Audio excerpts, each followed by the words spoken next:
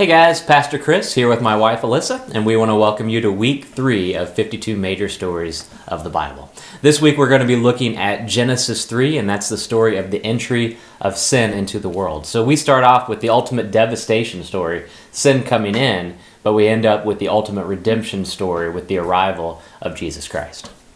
Yeah, babe, I think I'm going to let you take this one because, men, he's not really nice to you this week. I just don't think it's fair. Why can't Eve get some of the blame?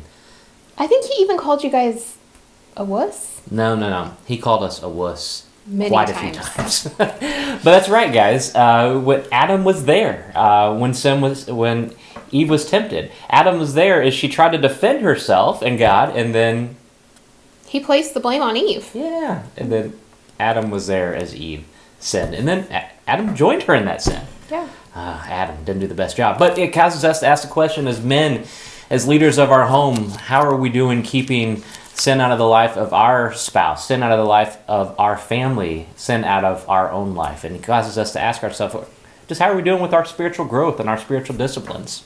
Yeah, and I think if I could go into a marriage study on this, I could go on for days. But I will also say that, he talks a lot about how, men are supposed to be the leaders and Adam didn't step up and, everything that Adam did wrong. But also, I think we as women, especially in today's society, he talks about how we kind of demoralize men, how we make fun of them, we make them out to be the bad guy or the third kid or whatever it may be. And that's not our job, ladies. We are supposed to be building our husbands up. We are supposed to be respectful to them. We are supposed to love them as our husbands and not as our child. And so I think that he does a good job of pointing that out too. Yeah, that is true, but to be fair, I think I have acted like a child a couple times. Maybe a few times.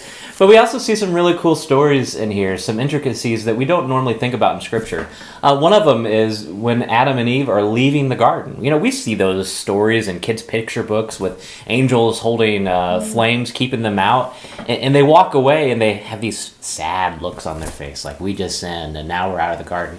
But he teaches us that that's ultimately for our own good, because Adam and Eve surely would have eaten from the tree of life, and if they would have eaten from the tree of life, they would have lived forever, but they would have lived forever in sin, separated from God. So even in that sending them out of the garden, that was part of God's redemption story for us. Yeah, I don't think I would want to live forever in this sinful world. I mean, I look forward to the day where I get to be in heaven, where there's no more pain and there's no more sorrow, and I get to worship God. Absolutely.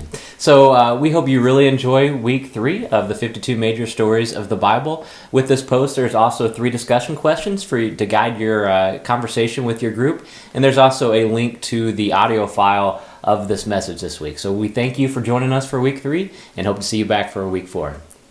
See you guys.